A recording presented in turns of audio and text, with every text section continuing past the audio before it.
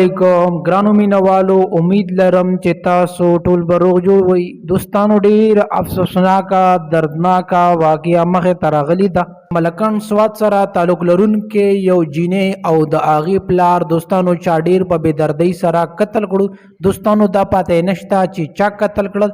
دوستانو که چېرې تاسو د مکمل واقعي نه ځان خبرول غواړئ نو دوستانو دا ویډیو در سره تر اخره وګورئ چې تاسو خبر شئ چې آیا د جینۍ او د دې پلار چا قتل کړل او ولې قتل کړل، اخر د دوی کومه ګناه کړې وه چې دوی قتل کړل.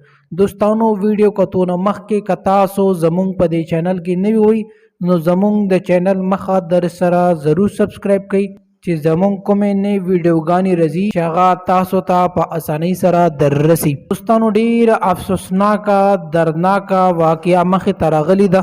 ملکن سوات سره تعلق لرونکې یو ښایسته جینۍ دوستانو او د هغې پلار دوستانو چا ډېر په بېدردۍ سره قتل کړل.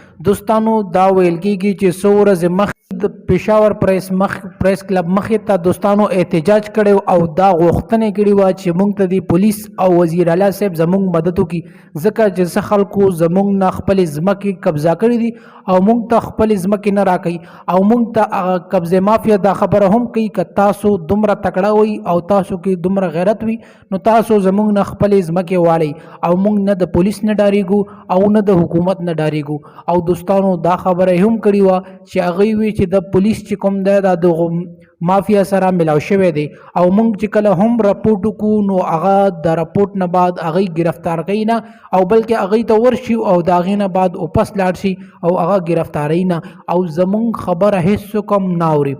دوستانو د دې نه بعد دوستانو دا اطلاع راغله چې دغه ښځه او دغه بوډا چې کوم بزرګ سړی و دوستانو دا چا ډېر په بېدردۍ سره قتل کړو او دوستانو دا پاته نشته چې چا قتل کړو. خو دوستانو دا ثابته دی چې چا هغه کسانو به قتل کړي وي، چا نه دی پر هغه کړی پریس کانفرنس کړی او د چا ورنه د ځمکه لاندې کړې وه.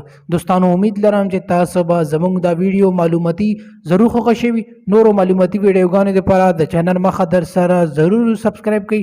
ډېره مننه. د الله په